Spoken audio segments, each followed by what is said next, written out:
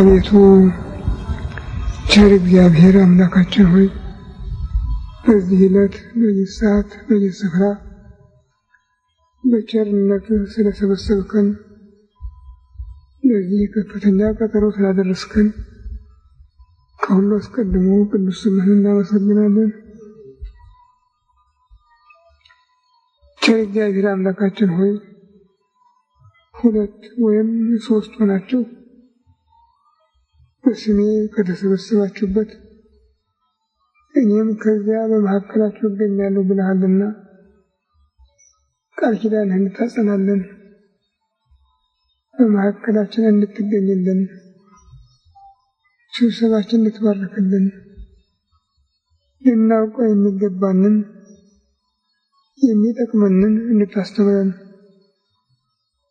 አእምሯችን ሊሸከመው ሊመረምረው ሊረዳው የሚችለውን ምስጢር እንድትገልጽልን፣ ቅዱስ መንፈስህን እንድታሳድርብን፣ ሀገራችን ኢትዮጵያን ኦርቶዶክሳዊ ተዋሕዶ ቤተክርስቲያናችንን ክርስቲያን ሕዝብህን በቸርነት እንድታስብልን፣ መዓቱን በምሕረት ቁጣውን በትዕግስት እንድትመልስልን እንለምንሃለን፣ እንማልድሃለን። ክብር ምስጋና ለአብ ለወልድ ለመንፈስ ቅዱስ ይሁን ዛሬም ዘወትርም ለዘላለሙ አሜን። አባታችን ሆይ በሰማይ የምትኖር ስምህ ይቀደስ፣ መንግሥትህ ትምጣ፣ ፈቃድህ በሰማይ እንደሆነች እንዲሁ በምድር ትሁን።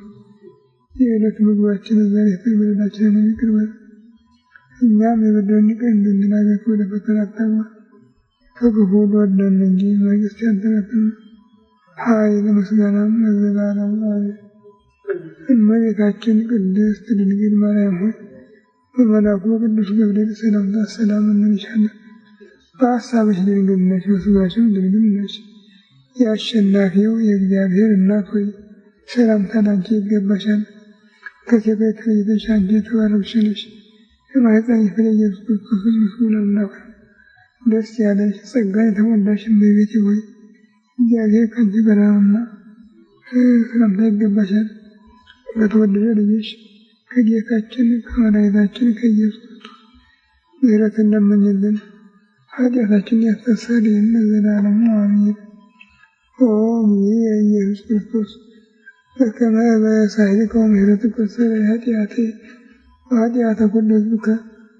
ጌታዬ ኢየሱስ ክርስቶስ ሆይ እንደ ይቅርታህ እንደ ቸርነትህ ብዛት የእኔንም የሕዝብህንም ኃጢአት አስተስርይ። በማወቅ ባለማወቅ በማሰብ በመስራት በመናገር የተፈጸመውን ሁሉ እግዚአብሔር ይፍታ። እግዚአብሔር ይባርክልን።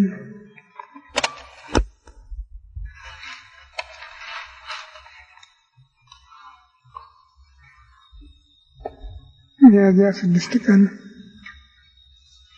1999 ዓመተ ምህረት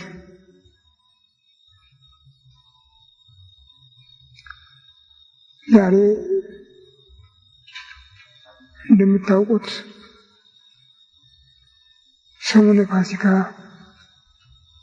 የፋሲካ ሳምንት በሚባለው ጊዜ ውስጥ ነው ያለነው።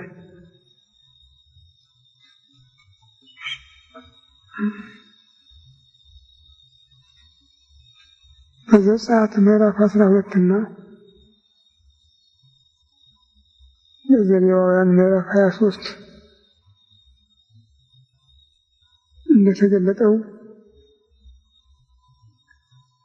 የፋሲካ ሳምንት የፋሲካ በዓል ከመድረሱ በፊት ከመድረሱ በኋላ ተብሎ ሁለት ክፍል ያለው ነው። እስራኤል ከግብፅ ሲወጡ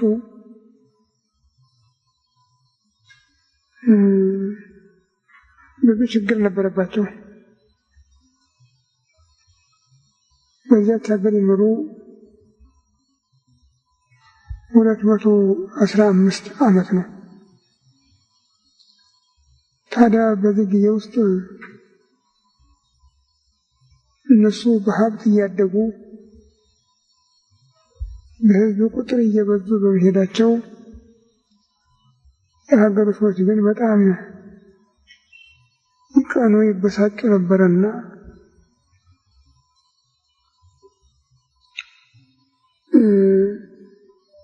እነሱን ለማዳከም በተቻለ መጠን ለማዳከም ቁጥራቸውን ለመቀነስ ብዙ ነገሮች ያወጠነጥኑ ነበር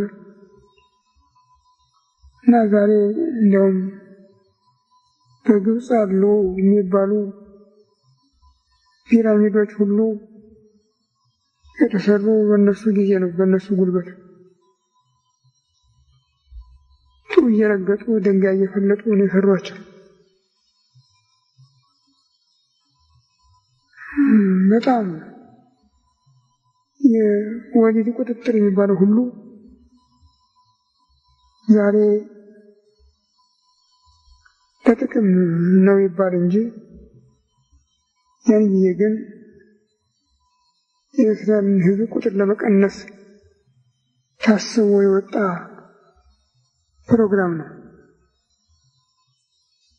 እንዲያውም ወንድ ሲወለድ አባይ ጅረት ውስጥ እንዲጣል ተወስኖ ነበርና ሙሴም ይኸው ዕድል ገጥሞት ነበረ። በኋላ ግፉ ስለበዛባቸው ወደ እግዚአብሔር አቤት አሉ። እግዚአብሔር ሙሴን ላከላቸው። ግን ከሀገራቸው እንዲወጡ ይፈልጋሉ። በሌላ በኩል ደግሞ አገልግሎታቸው እንዳይቀርባቸው ያስባሉ እና ይውጡ ብለው ይወስኑና እንደገና መልሰው እምቢ ይላሉ። እግዚአብሔር በአንድ መቅሰፍት ሲመታቸው ደግሞ ይውጡ ይላሉ።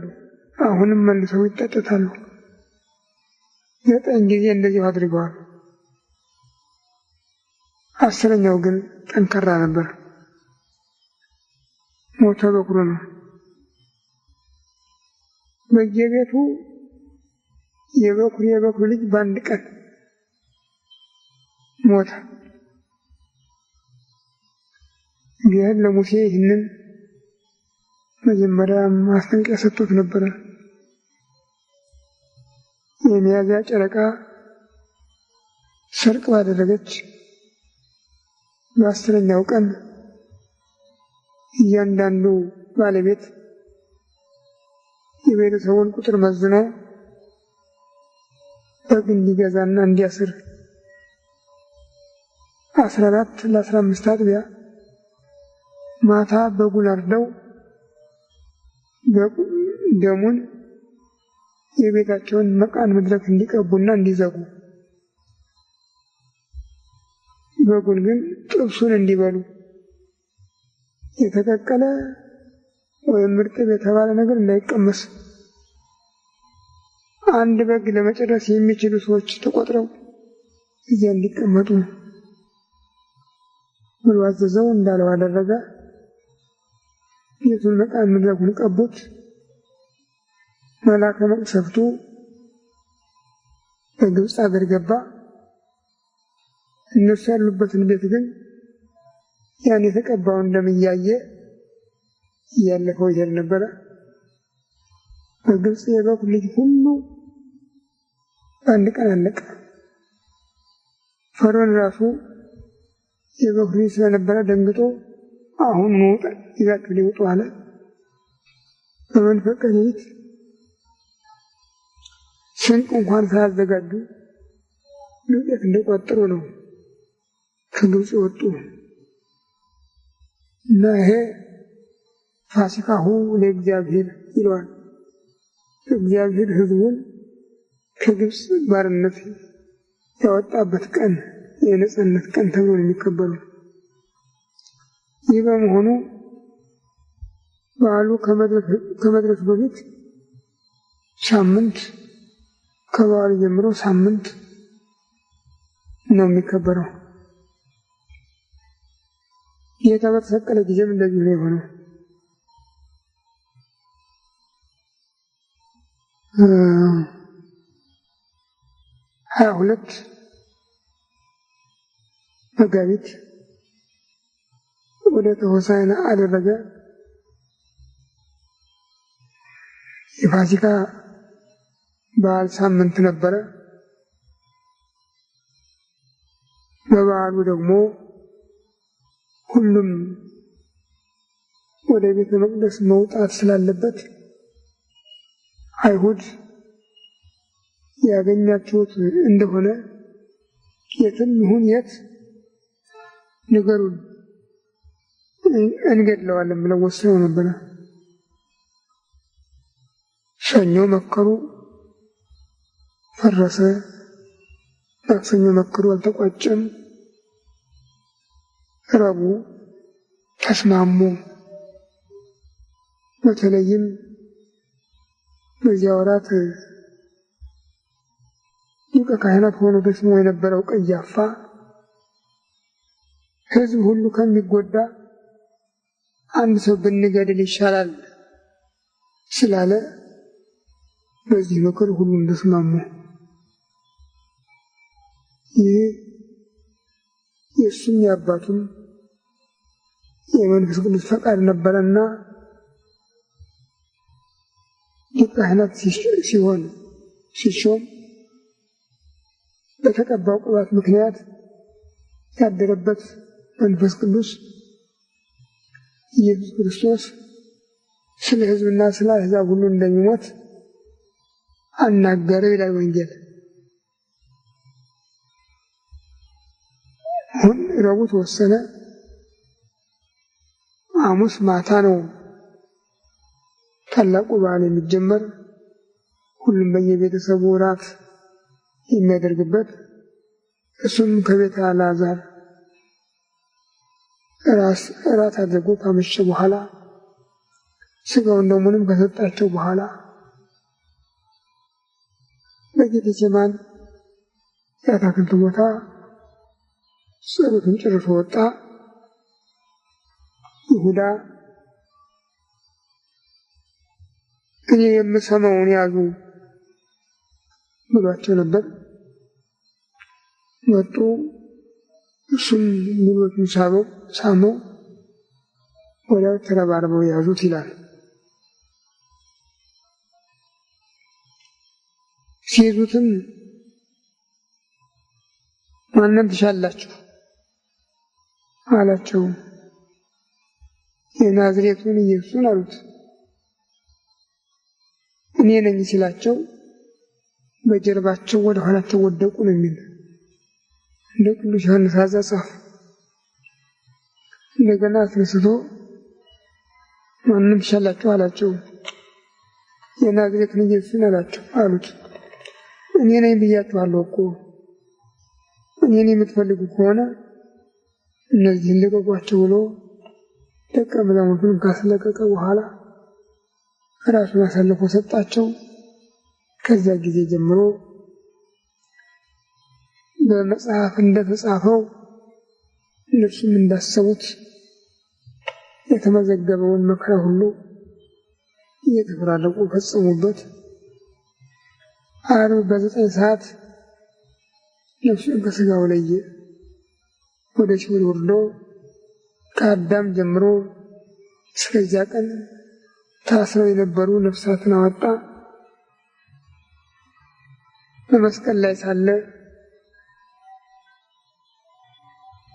ከወታደሮች አለቃ አንዱ ጎኑን በጦር ወጋው። ትኩስ ደም፣ ጥሩ ውሃ አፈሰሰ። ደሙ ለምግባችን፣ ውሃው ለጥምቀታችን እንዲሆን አደረገ። በ11 ሰዓት ዮሴፍና ኒቆዲሞስ ገንዘው ወደ መቃብር አወረዱት። ከዚያ ጊዜ ጀምሮ እስከ እሑድ መንፈቀ ሌሊት ድረስ በመቃብር ቆየ። ከዚያ ሞትን ድል ነስቶ ሙስና መቃብርን ፈርሶ በስብሶ መቅረትን ሽሮ ሞትንና ትንሣኤንና የዘላለም ሕይወትን ለሰው ልጅ ሰጥቶ ተነሳ። በዚህ ምክንያት ነው ትንሣኤውን የምናከብረው። እስራኤል ከግብፅ የወጡበትን ቀን ፋሲካ እንዳሉት እኛም ከሲኦል እንድንወጣ ከመቃብር እንድንነሳ ጸጋ፣ በረከት፣ ሀብት ያገኘንበትን ዕለት ፋሲካ እንለዋለን። ይኸውም የመድኃኒታችን ትንሣኤ ነው።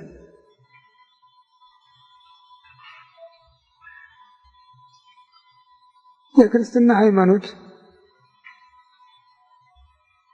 እጅግ በጣም ጥልቅ ረቂቅ ነው።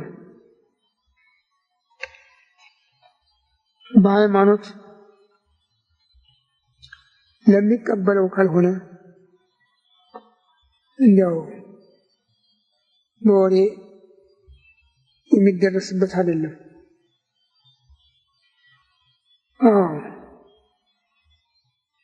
ልዩ ልዩ የሃይማኖት ድርጅቶች አሉ። እንደ ሂንዱ፣ እንደ ቡድሃ፣ እንደ እስላም ያሉ። በሀገራችን እንኳን አባገዳ ይባላል። ታዲያ ሁሉ የቀልድ የተረት ነው። ይህ ግን ከመሰረቱ ጀምሮ እስከ መጨረሻው ድረስ በድንቅ ስራ የተሞላ ነው። ከመጀመሪያው የእናቱ መሰረተ ድንግልናዋ ሳይናወጥ፣ ማኅተመ ድንግልናዋ ሳይለወጥ በማህፀኗ አደረ። ከስጋዋ ስጋ ከነፍሷ ነፍስ ነስቶ ሰው ሆነ። ሰማይ ምድር የማይወስኑት አምላክ ሰማይን ምድርን በመሃል እጁ እንደ እንቁላል እንደ ጽና ጨብጦ የያዘ አምላክ በአጭር ቁመት በጠባብ ደረት ያውም በመጠነ ሕፃናት ተወስኖ በደሟ ላይ ተሳለ፣ ተቀረጸ። መጽሐፍ ታቁረ ውስተ ማኅፀንኪ ታቁረ ውስተ ማኅፀና፣ በማኅፀንሽ ተቋጠረ፣ በማኅፀኗ ተቋጠረ እያሉ ይናገራሉ። ተቋጠረ ነው የሚሉት። 9 ወር ከ5 ቀን ስርዓቱን ፈጽሞ ተወለደ። በበረት አስተኛችው፣ በጨርቅ ተቀለለችው፣ አውራጣቱን አሰረችው።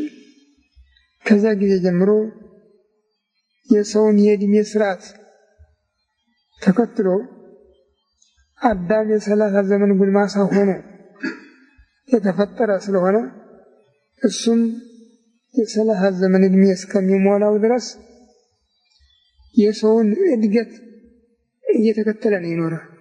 አምላክ ነኝ፣ ዕለቱን ተወልጄ ዕለቱን ልደግ፣ በመሃል አቋርጬ ተዋላለም። በማህፀኗ ተቋጥሮ እንደቆየ ኋላም በቅፏ በጀርባዋ ነው እስከ 3 ዓመት የቆየ። እንዲያውም የድንግል ጡት ወተት የለውም። ሴቶች ባል ካላገኙ ከወንድ ካልተገናኙ ወተት ማስገኘት አይችሉም። ደረቅ ጡታቸው እና የምታጠባው እያጣች ፍጥረቱን ሁሉ የሚመግብ አምላክ ወተት አጥቶ ደረቷ ላይ ሆኖ ቀና ብሎ አይኗን እያየ እያለቀሰ ያስጨንቃት ነበር። ይህ ሁሉ ልክ በስርዓተ ሕፃናት ሊፈጸም በሚገባው መሰረት ተፈጽሞ 30 ዘመን ሲሆን ግን የመጣበትን ስራ ለመግለጥ በዓለም በትምህርት በታምራት ኃያልነቱን፣ ጌትነቱን፣ አምላክነቱን ካሳየ በኋላ ያሰበውን ለመፈጸም ወደ ቀራንዮ መጣ። እንግዲህ ቀደም ባለው ታሪክ ኖህን ከነቤተሰቦቹ በመርከብ ከማያህ የጠበቀ አምላክ ነው። ኋላም እስራኤልን በድንቅ ታምራት ከግብፅ ያወጣ አምላክ ነው። 40 ዘመን መና ከደመና እያወረደ ውሃ ከድንጋይ እየፈለቀ የታደጋቸው የጠበቃቸው የመራቸው አምላክ ነው።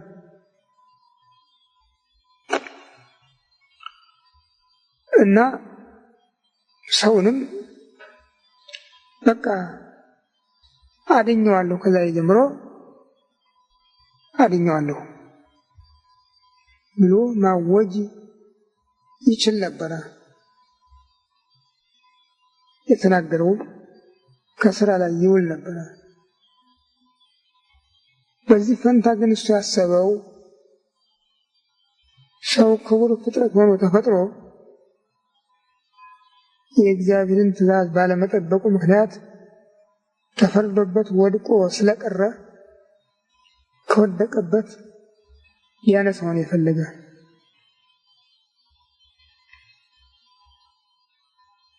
አንድ ተሰናክሎ የወደቀ ወይም ሰክሮ የወደቀ ወይም በእርግና ምክንያት ደክሞ አቅም አንሶት የወደቀ ብታገኙ ብታነሱት ከፈለጋችሁ በግዴታ እሱን መሸከም አለባችሁ። በትከሻችሁ፣ በጀርባችሁ አቅማችሁ በፈቀደው መልኩ። እግዚአብሔርም እንዲህ ነው ያደረገ። ሰውን ተሸከመው። በወንጌል ሲናገር 100 በግ ያለው ሰው ነበረ። ከ100 አንዲቱ ጠፋችበትና እሷን ፍለጋ ሄደ። ባገኛት ጊዜ ተሸክሞ አመጣትና በጌ ተገኝታለች፣ ደስ ይበላችሁ ብሎ ነገራቸው ነው የሚል። እንደሱ ያደረገ ሊቁ ዮሐንስ አፈወርቅ ተፈሥሒ ኦ ማርያም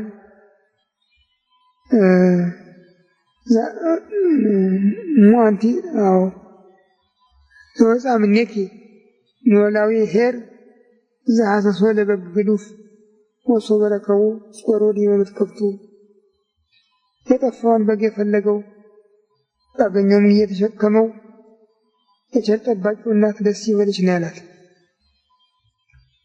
እግዚአብሔር የአዳምን አካል ባህሪውን ባህሪ አድርጎ ሊያድነው ሲፈልግ ይበቃኛል፣ ከታየሁ ይበቃኛል አላለም። በእሱ ላይ የተፈረደውን ሁሉ መፈጸም መቀበል ነው የፈለገውና ስለዚህ ወደ ቀራንዮ አደባባይ ወጣ። ተፈረደበት፣ ተሰቀለ፣ ሞተ፣ ተነሳ። ይሄ ነው ጽድቅ ረቂቅ ምስጢር እና ዝም ብሎ የወሬ አይደለም። በዚህ ነው ትንሣኤውን የምናከብረው። ተነሳ።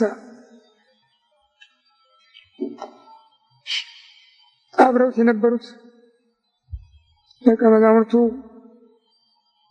ፍቅሩን የለመዱት ርኅራኄውን የሚያውቁት የሚናፍቁት ተጨነቁ። በአንድ በኩል አይሁድ የእሱ ደቀ መዝሙር ከተገኘ ይገደል ብለው ያድኗቸዋል። በሌላ በኩል ከፊታቸው ርቋል። ብዙ ነገር እንደተፈጸመበት ይሰማሉ። ጥቂቶችም ቢሆኑ ቅርብ ሆነው ያዩዋሉ። ጴጥሮስ የሌሊቱን፣ ዮሐንስ ግን እስከ መጨረሻው አይቷል። እናቱ በዚህ ሁሉ ትንገላታለች። የማልያል የተባለ ሊቅ ለሐማርያም በሚለው መጽሐፉ ገልጾታል። ምን አይነት ሐዘን ምን አይነት መከራ እንደደረሰባት፣ ሴቶች ሲያሸዙባት፣ ሲቀጣጸቡባት ያን ሁሉ አይታለች። ቢሆንም ሴቶች ናቸው የተሻሉ ያንለት እየተከታተሉ ነገረ መስቀሉን ሁሉ የጻፉ እነሱ ናቸው። እነሱን አይፈልጓቸው ነበርና እየተከታተሉ አሁን ይህ ደረሰ፣ አሁን ይህ ደረሰ፣ አሁን የተፈጸመበት እያሉ ልብሱ መገፈፉን፣ ራቁቱን መገረፉን፣ መቸንከሩን መስቀል ተሸክሞ በቀራንዮ አደባባይ ዳገት መውጣቱን ሁሉ የጻፉ እነሱ ናቸው። ኋላም መቃብሩ የተቀበረበትን ለማየት የበቁ እነሱ ናቸው። በሶስተኛው ቀንም እንደ አይሁድ ስርዓት በሶስተኛው ቀን ከሙታን መቃብር ላይ ሄዶ ሽቱ ማፍሰስ የተለመደ ነበርና ያን አዘጋጅተው ነው የወጡ። ቅዳሜ ማታ ለእሑድ አጥቢያ ገዝግሰው ነው የወጡ ይላል።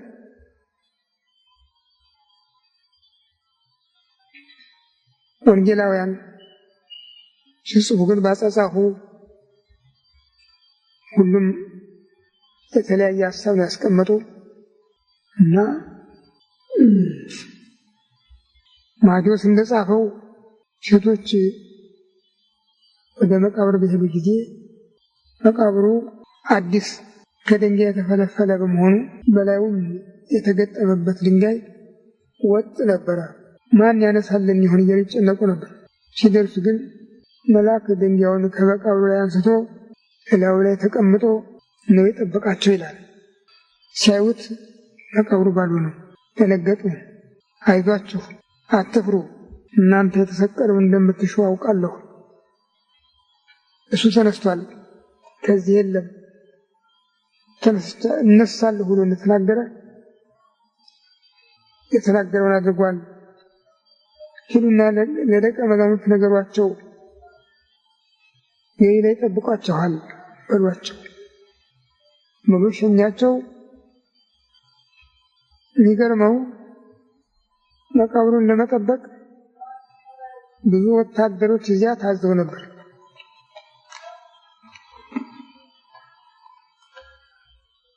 ዓርብ ከተሰቀለና ከተቀበረ በኋላ ቅዳሜ አይሁድ ሄደው ጲላጦስን አሁን አንድ ነገር ትዝ ብሎናል፣ ያ ሰው ነው ያሉት። እንዲያውም በሰዓቴ ይላሉ፣ ያ አሳች ሰው እነሳለሁ፣ እሞታለሁ፣ በሦስተኛውም ቀን እነሳለሁ ብሎ ተናግሯልና ምናልባት ደቀ መዛሙርት ስጋውን ስርቀው ሄደው ተነሳ ብለው እንዳያወሩ አሁን መቃብር ጠባቂዎች እንታዘዝልን እንፈልጋለን ያሉት።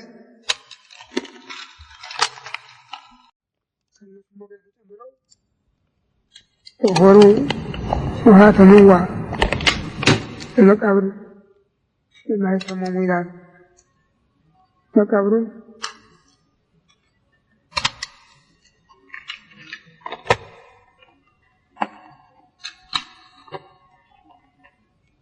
መቃብሩን የሚጠብቅ እዘዝልን አሉት። ከነሱም ከሱም የሆኑ ወታደሮች ታዘው ሄደው በሊቀ ካህናቱና በጲላጦስ ማኅተም አትመውት ነው የመጡ። መቃብሩ ግን መልአኩ የአንድ ድንጋይ ገልጦ ተቀምጦ ነው ያገኙት እና በዚያ ጊዜ ወሬቱ ከመዘ መብረቅ ወልብሱ ጻዕዳ ከመበረድ፣ ፊቱ እንደ መብረቅ ያብረቀርቅ፣ ልብሱ እንደ በረድ ያንጸባርቅ ስለነበረ ወታደሮች ልክ እንደ ሬሳ ሆኑ ነው የሚል። ሴቶች ከሄዱ በኋላ ግን እነሱ ተነስተው ወደ አገር ገብተው አረ ያ ነገር እንደፈራ ነው ሆኗል ብለው ነገሯቸው። ግን አይሁድ ተሰብስበው ብዙ ገንዘብ አዋጥተው ለወታደሮች ሰጥተው እናንተ ደቀ መዛሙርት ተሰርቀው ወሰዱት ብላችሁ አውሩ፣ አትፍሩ፣ እኛ ባለስልጣኖች በእናንተ ላይ አንዳች እንዳያደርጉ ነገራችሁን እናስተባብርላችኋለን አሏቸው። እንዳሏቸው አደረጉ። እስካሁን ድረስ አይሁድ ደቀ መዛሙርት ሰርቀው ወሰዱት እንዳሉ ናቸው። ገና መነሳቱን አልሰሙም። ጌታ ግን ሴቶች ከመቃብር ወጥተው ሲሄዱ ይላል ማቴዎስ መንገድ አገኛቸው እና ሁሉም ሰገዱለት። ጌታም ሂዱና ለደቀ መዛሙርት ንገሯቸው ወደ ገሊላ እንዲሄዱ እዚያ ቀድማቸዋለሁ ብሎ ላካቸው ነው የሚል። በዚህ ወንጌላውያን ሁሉ ይተባበራሉ እና በሶስተኛው ቀን ሽቷቸውን አሰናድተው ሄዱ። በልዩ መልኩ እንዳልኩት መላእክት ትንሣኤውን አበስሯቸው ይላል። ከጠዋት እስከ ማታ ድረስ ለልዩ ልዩ ሰዎች እየተገለጠ ትንሣኤውን አስረድቷቸዋል። በተለይም እንደ ቅዱስ ሉቃስ አጻጻፍ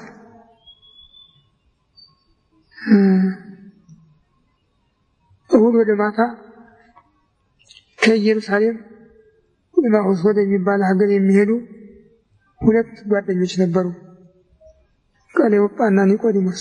ሐዘኑ ከጭንቅላታቸው አልወጣ ብሎ በእሱ ጉዳይ ላይ ነበር የሚነጋገሩ። ጌታ መንገድ አላፊ መስሎ ተደባለቃቸው ይላል። ምንድን ነው የምታወሩት አላቸው። አንተ በዚች ሀገር እንግዳ ነህ እንዴ? በዚህ ሀገር በሰሞኑ የተደረገውን አልሰማህም? እኛ ለእስራኤል ተስፋ የመጣ ነው ብለን የምናምነውን ኢየሱስን ሊቃነ ካህናትና መኳንንቶቻቸው በሐሰት ተባብረው እንደሰቀሉት እንደገደሉት አልሰማህም? ዛሬ እኮ 3ኛ ቀን ነው። እንዲያውም ይገርምሃል፣ ዛሬ ከመካከላችን ሴቶች ወደ መቃብር ሄደው ነበር፣ ተነስቷል እያሉ ድንቅ ነገር ይነግሩናል እያሉ ሲነግሩት፣ እናንተ ሰነፎች ክርስቶስ እኮ እንዲገደል በ3ኛው ቀን እንዲነሳ በነቢያት መጽሐፍ ተጽፏል፣ እንዴት ልብ አታደርጉም እያለ ሲያነጋግራቸው ፀሐይ ለመጥለቅ ተቃረበች ነው የሚል። በሉ እንግዲህ እንሄድላችሁ ብሎ ከመካከላቸው ነጠለ ሲል መሽቷል፣ ትሄዳለህ፣ ከእኛ ጋር እደር፣ ነገ ትሄዳለህ ብለው አባበሉትና አብሯቸው ገባ። ማዕድ ቀረበ። ማዕዱን ባርኮ ሲሰጣቸው ዓይናቸው ተከፈታና እሱ መሆኑን አወቁት፣ ግን ተሰወራቸው ይላል። ከዚያ በኋላ እነዚያ ሰዎች እየተበሳጩ እየተናደዱ ሳናውቅ ቀረን ብለው ተመልሰው እንደገና የማታ ማታ ወደ ኢየሩሳሌም መጡ። ኢየሩሳሌም ደቀ መዛሙርት ተሰብስበው አገኟቸው። በዛ ሁሉም እንደተገለጸለት ያየውን ሲናገር ደረሱ። እነሱም ያዩትን የተናገሩትን ገለጹ። ማርያም መግደላዊትም ከሌሎቹ ተለይታ በመቃብሩ ዘንድ ቆማ ስታለቅስ ተገለጠላት ይላል። አትክልት ጠባቂ መስሏት ነበር ነው የሚል። ጌታዬ እባክህ ለምን ታለቅሻለች ሲላት፣ ጌታዬ ተቀብሮ ነበረ፣ አንስተው ወስደውታል፣ አሁን ሽቱ ልቀባው መጣ አጣሁት፣ አንተ አንስተው እንደሆነ እባክህ ንገረኝ ትለው ነበር ነው ያለ። በዚህ ማርቆስም ዮሐንስም ይስማማሉ። ማርያም ሲላት ግን አወቀችው። ናሮጣ ሄዳ ልትሰግድለት ስትል አትንኪኝ፣ ገና ወደ አባቴ ወደ አባታችሁ ወደ አምላኬ ወደ አምላካችሁ አላረቁም አላት ይላል። እና ያም ሆኖ ቀኑ መሽቶ ማታ ሁሉም ቤታቸውን ዘግተው ያዩትን እየተቀባበሉ እየተወያዩ ሳሉ ጌታ በመካከላቸው ቆመ። ሰላም ለእናንተ ይሁን አላቸው። አባቴ እኔን እንደላከኝ እኔም እናንተን እልካችኋለሁ ብሎ በፊታቸው ላይ መንፈስ ቅዱስን ተቀበሉ ብሎ እፍ አለባቸው። ኃጢአቱን ይቅር ያላችሁት ይሰረይለታል፣ ኃጢአቱን ይቅር ያላላችሁት አይሰረይለትም ብሎ ስልጣነ ክህነትን ሰጣቸው ይላል። ሰላም ለእናንተ ይሁን ነው የመጀመሪያ ቃሉ። በዕለተ ዓርብም ከመስቀል በአካለ ነፍስ ወደ ሲኦል በወረደ ጊዜ አዳም እመጣለሁ ብሎ ነበረ። ቀጠሮ ደርሷል። ቀርቶ ይሆን ወይስ ዘግይቶ ይሆን እያለ ሲያሰላስል ጌታ በድንገት በሲኦል ብርሃነ መለኮቱን ነዛ። አዳም ተንሥኦ ለጸሎት አላቸው። ሁሉም አቤቱ ይቅር በለን አሉ። ጌታም ሰላም ለሁላችሁ ይሁን፣ አይዟችሁ አስታረኳችሁ አላቸው። እነሱም እንደ ቃል ይሆንልን አሉት ነው የሚል መጽሐፈ ኪዳን። ሰላም ለሁላችሁ፣ ሰላም ለእናንተ ይሁን። ይሄ ነው ከጌታ ቃል በሲኦል ለነበሩትም በስጋ ለነበሩትም የተሰጣቸው ቃል ይሄ ነው። ሰላም ለእናንተ ይሁን።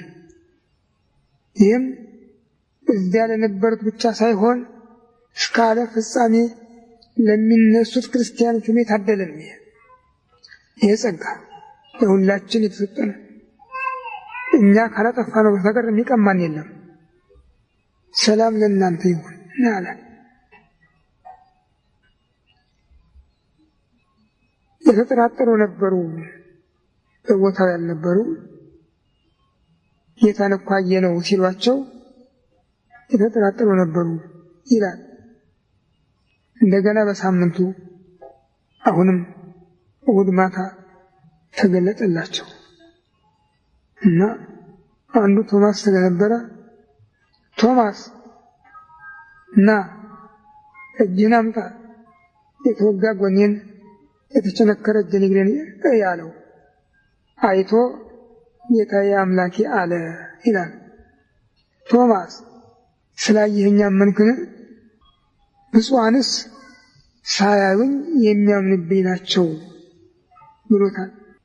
ብዙ ነገር ይከተላልና ብፁዓንስ ሳያዩኝ የሚያምኑብኝ ናቸው የሚለውን ቃል ብፁዓንስ ሰብአ ኢትዮጵያ ብሎ የጻፈ ባለታሪክ አለ።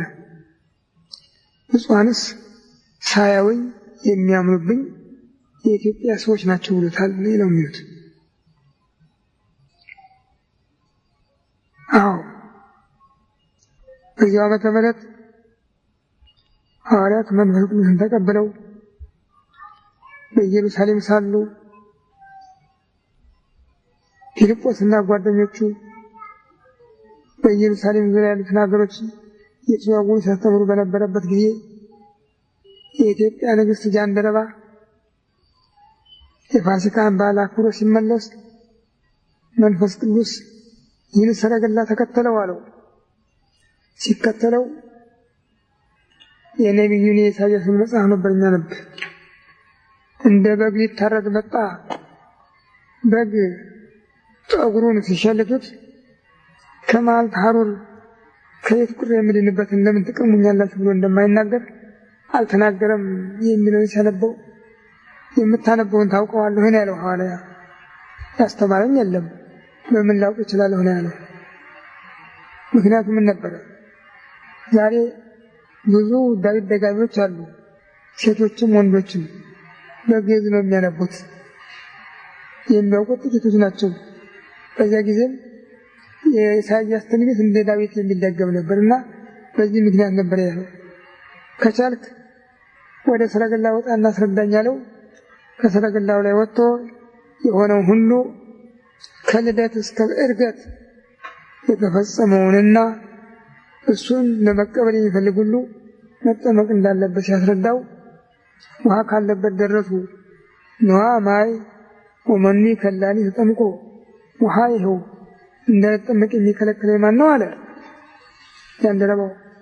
ሐዋርያውን ብታምን ተፈቅዶልሃል አለው። ጃንደረባው ምን አለ? እኔ አለ ኢየሱስ ክርስቶስ የእግዚአብሔር ልጅ እንደሆነ አምናለሁ። እንዲህ ብሎ ነው የተጠመቀ። ከዚህ በኋላ ሁለቱም ተያይዘው ወደ ወንዝ ወረዱ። አጠመቀው። ፊልጶስ ስራውን ስለጨረሰ ወደ ሌላ መንፈስ ቅዱስ ነጥቆ ወሰደው።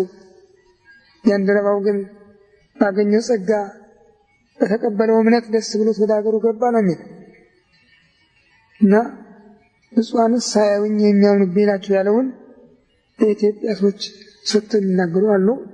ነገሩም የሚገባ ነበር። የዛሬውን አያድርገውና የዛሬውን ከዚህ 50 ዓመት ወዲህ ያለውን ግን አያሳይ ማለት ነው። በኢትዮጵያ የደረሰውን የሃይማኖት ዝባዝንኪ፣ የፖለቲካ ዝባዝንኪ ይህን የማይባል እስከዛሬ ወልድ ዋሕድ ያሉ ውስጥ ሕፅናውሁ በአባቱ ወዲና ያለ አንድ ልጅ ብላ እንደ ቅዱስ ዮሐንስ ወንጌላዊ እምነት አምና ስታሳምን ተምራ ስታስተምር የኖረች የኢትዮጵያ ቤተክርስቲያን ብቻ ነበረች። ዛሬ እሷ ተነቅላ ወድቃ የነበረችበት ቦታ እስከማይታወቅ ድረስ ደርሳለች። ልዩ ልዩ የከሃዲያን መጻሕፍት እንደ እንጉዳይ እየፈሉ ነው። በጣም ያሳዝናል፣ ያስጨንቃል በእውነት እንጃ። እዚህ ያያችሁት ካላችሁ የዳቪንቺ ኮድ የሚል መጽሐፍ ከእንግሊዝኛ ወደ አማርኛ ተርጉሞ የገባ አይታችሁ ከሆነ ዳን ብራውን የሚባል ሰው የጻፈው በአሜሪካን ሀገር ፊልም ሁሉ ተሰርቶበት በሲኒማ ይታያል። በኢትዮጵያ ግን ዘንድሮ የገባ ያም ያፍሰዋል። በጣም የሚያናድድ የሚያበሳጭ ነገር ነው እንጂ ሳይሆን ግን ኢትዮጵያ ክርስቶስን የምታውቀው በኃያልነቱ፣ በጌትነቱ፣ በአምላክነቱ፣ በቤዛነቱ ነው። እስከዛሬም ረድኤቱ አልጎደለባትም ነበር። ስለዚህ ሰሙነ ፋሲካን ከዕለቱ እስከ ሳምንቱ ድረስ ሰኞን ማዕዶት መሸጋገሪያ ከሞት ወደ ሕይወት የተሸጋገርንበት ብላ፣ ማክሰኞን ፍጥረት ሁሉ ፍጥረት ሁሉ ተቀብለው አመሰገኑት ብላ፣ ረቡዕን አልዓዛርን ከመቃብር በአራተኛው ቀን ያስነሳበት ብላ፣ ሐሙስን አዳም 5500 ዘመን ሲፈጸም አድነሃለሁ ያለው ቃል ኪዳን የተፈጸመበት በመሆኑ፣ ዓርብን ሰዓተ ሲኦል ነፍሳት ከሲኦል የወጡበት ቀን ብላ፣ ቅዳሜን አንስት ሴቶች የምስራች ያገኙበት ብላ፣ እሁድን ዳግም ትንሣኤ በቶማስ ምክንያት የትንሣኤውን ስርዓት ምስጢር ትምህርት ሁለተኛ ቀን የገለጸበት በመሆኑ በዚህ ምክንያት ሳምንቱን ሰሙነ ፋሲካ የቀደመውን ሰሙነ ሕማማት ብላ በማክበር ነው የኖረችው። እንዲያውም በዚህ 50 ቀን በባላገር ችሎታ ያለው ሁሉ አቅሙ የፈቀደለት ሁሉ ደግሶ ካህናት ሊጋበዝ ነበር። ስሙ ገብረ ሰላም ይባል። ያ ግብዣው ገብረ ሰላም ነው ይባል። እንደዚህ ነበር የነበረ። አሁን ግን ይኸው ሁሉም ነገር እየጠፋ የተበላሸ በመሄድ ላይ ነው ያለነውም ታላቅ ስጋት ላይ ስለሆነ እንግዲህ ሁላችንም እግዚአብሔር በቸርነቱ እኛንም ሀገራችንንም እንዲጠብቅልን እንጸልይ፣ ፈቃዱ ይሁንልን።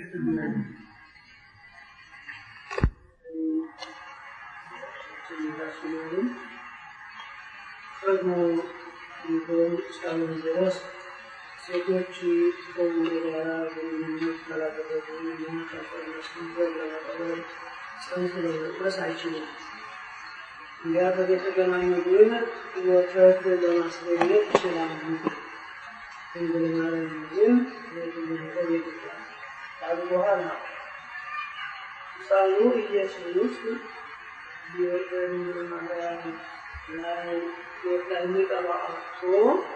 አይኗን እያየ ስትቸገር ነበረች። በሌላው በኩል ደግሞ ቅዱስ ያሬድ ድርሰት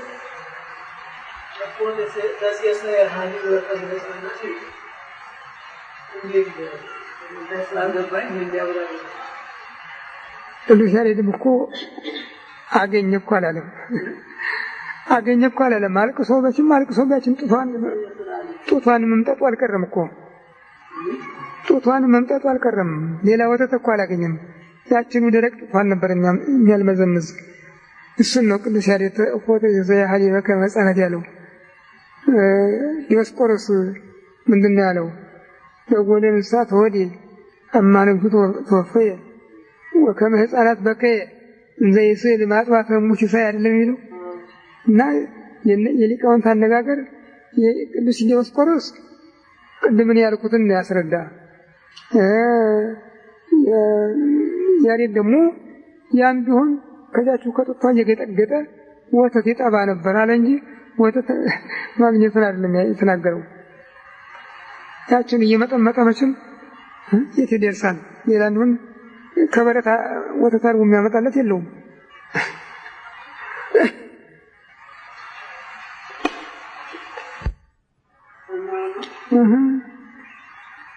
ምግብ የሚሰጥ አምላክ እንደ ሕፃናት ምግብ ፈልጎ ያመገኘቱ ወተት ማለቱ። ሌላው ደግሞ ቅዱሳት አንስት የትንሣኤውን ምስጢር ለማየት የመጀመሪያ ዕድል ያገኙ ኢየሱስ ሆኑ።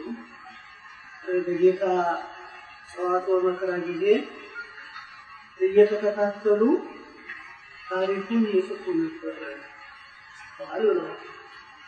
ግን እዚህ ላይ ስናይ አንዲቱም ሴት ብትሆን መልእክት ትጽፋለች። ከወንጌላውያን መካከል ቢቀር እንኳን መልእክታት የጻፉ ሴቶች የሉም። ያፈሳሳል በዚህ ደረጃ ይሄ ያለ ጻፉ ለማለት ምናልባት መልእክቱን እየተከታተሉ ማስታወሻ የያዙትን ለሐዋርያት ይሰጡ ይሆን እንደሆነ ነው እንጂ ግልጽ እነሱ የጻፉት መልእክት ተብሎ የተነገረ የለም። መጽሐፈ ኪዳን ማን ያስረክባችሁ? መጽሐፈ ኪዳን ማን የሰጣችሁ? ከየት የተገኘ?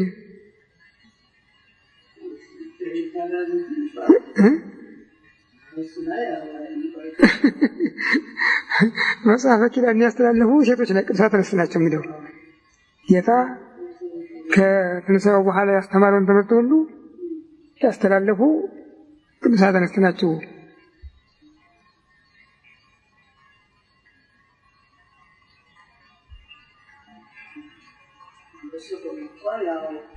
ቤተክርስቲያን በምን ትተዳደር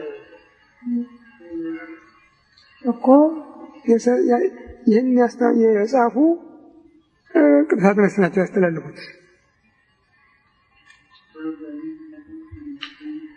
እነሱ ናቸው።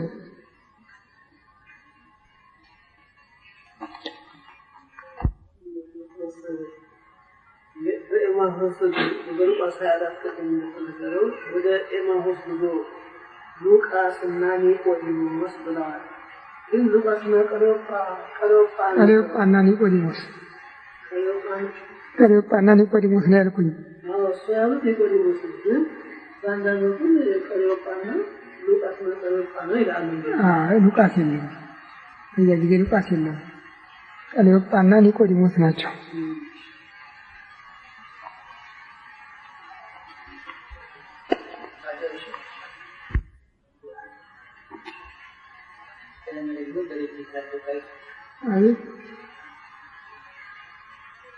ወደና በጌታ መካከል የነበረው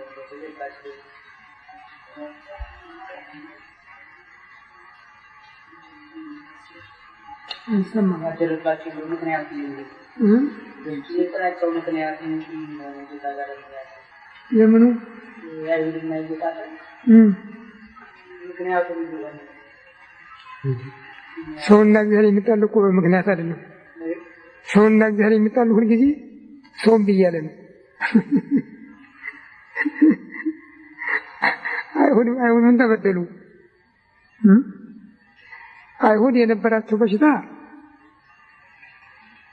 ጌታ የሚያደርገው ታምራት ሁሉ ከነቢያቶቻቸው በላይ ነው።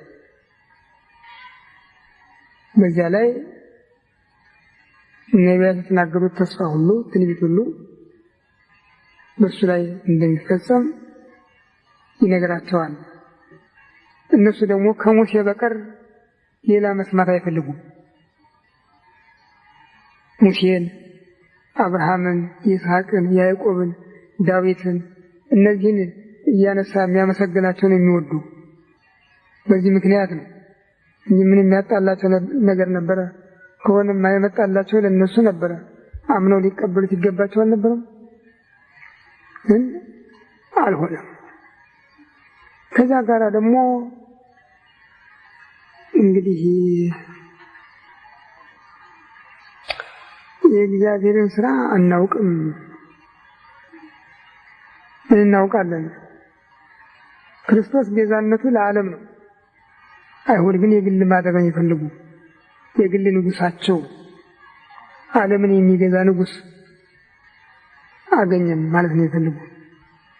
እሱ የዓለም ሁሉ ንጉስ ቢሆንም መንግስቱ በመትረየስ የታጀበ አይደለም። እንዲህ ያለ አይደለም የፈለጉ እነሱ።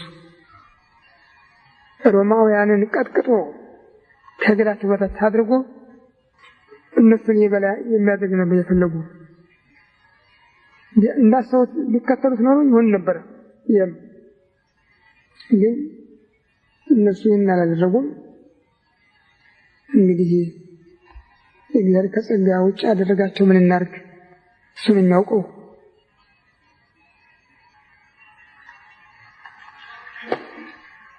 እዛ ጊዜስ አይሁድ ለምን ጠሉት እንበል? እኛ ዛሬ ለምን ጠላ ነው? እኛ ዛሬ ጠላ ነው ለምንድን ነው? ከካቶሊኩ፣ ከፕሮቴስታንቱ፣ ከእስላሙ ጋር የምናጨበጭብ ምን አግኝተን ነው? ኢትዮጵያ እስከ ዛሬ የእሱ ብቻ ሆና በኖረችበት ዘመን ሁሉ የጎደለባት ነገር የለም። እና ለምን ጠላ ነው? እስኪ ለዚህ ጥያቄ መልስ ስጡኝ። ሰው እግዚአብሔርን የሚጠላው እንዲያው ዝም ብሎ ነው፣ እምቢ ብሎ።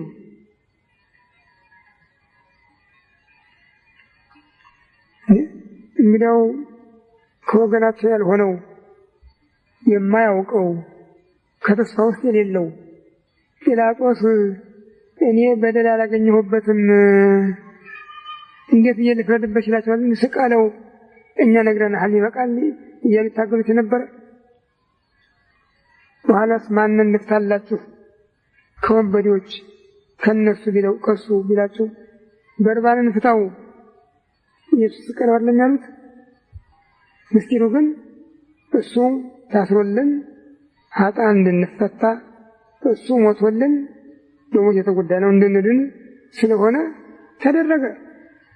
በኋላም እጁን ታጥቦ እኔ ከደሙ ንጹሕ ነኝ ሲላቸው ደሙ በእኛና በልጆቻችን ላይ ይሆን እኮ ነው ያለው። የቻለ ጭካኔ የተሞላበት መሐላ ነው። በእኛ ላይ ይሁን እሺ፣ በልጆቻችን ላይ ይሁን። እስከ ዛሬ ከአረብ ጋር ተናነቃሉ፣ ከእስላም ጋር ተናነቃሉ።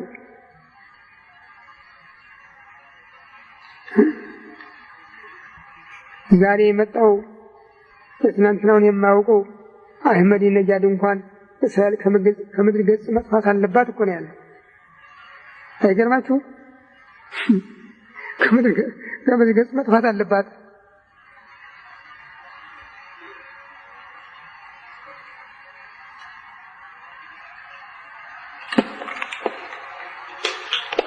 የተለያዩ ስድስት ሚሊዮን አይሁዶች እንጨርስ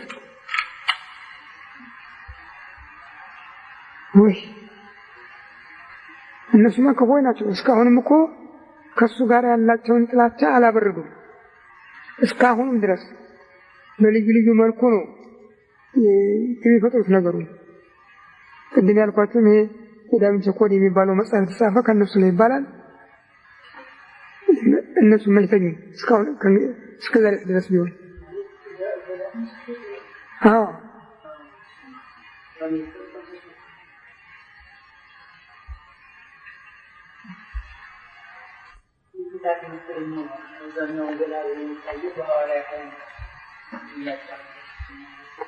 አቤት ጌታችን ወጥቶ ቢታየው በሐዋርያት ላይ ወንዶች ያሳውቁ ሐዋርያት ላይ አምላክ አሜን። አቤቱ ቸር እግዚአብሔር አምላካችን ሆይ በዚህ ዕለት በዚህ ሰዓት በዚህ ስፍራ በቸርነትህ ስለሰበሰብከን ለዚህ ከፍተኛ ቀጠሮ ስላደረስከን ከሁሉ አስቀድሞ ቅዱስ ስምህን እናመሰግናለን። ቸር እግዚአብሔር አምላካችን ሆይ እስከ ዓለም ፍጻሜ እኔ ከእናንተ ጋር ነኝ ብለሃልና እንዳትለየን፣ እንዳትርቀን፣ እንድትታደገን፣ እንድትጠብቀን ከመከራ ሥጋ ከመከራ ነፍስ እንድትሰውረን አገራችን ኢትዮጵያን ኦርቶዶክሳዊ ተዋሕዶ ቤተክርስቲያናችንን ክርስቲያን ሕዝብህን በቸርነት እንድታስብልን ከጥፋት እንድታድነን ከጥፋት እንድታድነን ጌታዬ የሚያስፈራ የሚያስደነግጥ ዘመን ውስጥ ነው ያለነው። ሰይጣንና ሰራዊቱ ቤተክርስቲያንህን ከምድር ላይ ለማጥፋት ታጥቀው ተዘጋጅተው የተነሱበት ይመስላልና ይህችን ቤተክርስቲያን አንተ በቸርነትህ ከጥፋት እንድታተርፋት እንለምንሃለን፣ እንማልድሃለን። ክብር ምስጋና ለአንተ ለቸር አባትህ ለመንፈስ ቅዱስ ይሁን ዛሬም ዘወትርም ለዘላለሙ አሜን። አባታችን ሆይ በሰማይ የምትኖር ስምህ ይቀደስ፣ መንግሥትህ ትምጣ፣ ፈቃድህ በሰማይ እንደሆነች እንዲሁ በምድር ትሁን። የዕለት ምግባችንን ዛሬ ስጠን፣ በደላችንን ይቅር በለን እኛም የበደሉንን ይቅር እንደምንል፣ አቤቱ ወደ ፈተና አታግባን ከክፉ አድነን እንጂ መንግሥት ያንተ ናትና ኃይል ምስጋናም ለዘላለሙ አሜን። እመቤታችን ቅድስት ድንግል ማርያም በመልአኩ በቅዱስ ገብርኤል ሰላምታ ሰላም እንልሽ፣ በሐሳብሽ ድንግል ነሽ፣ በሥጋሽም ድንግል ነሽ። የአሸናፊ የእግዚአብሔር እናት ሰላምታ ላንቺ ይገባሻል። ከሴቶች ሁሉ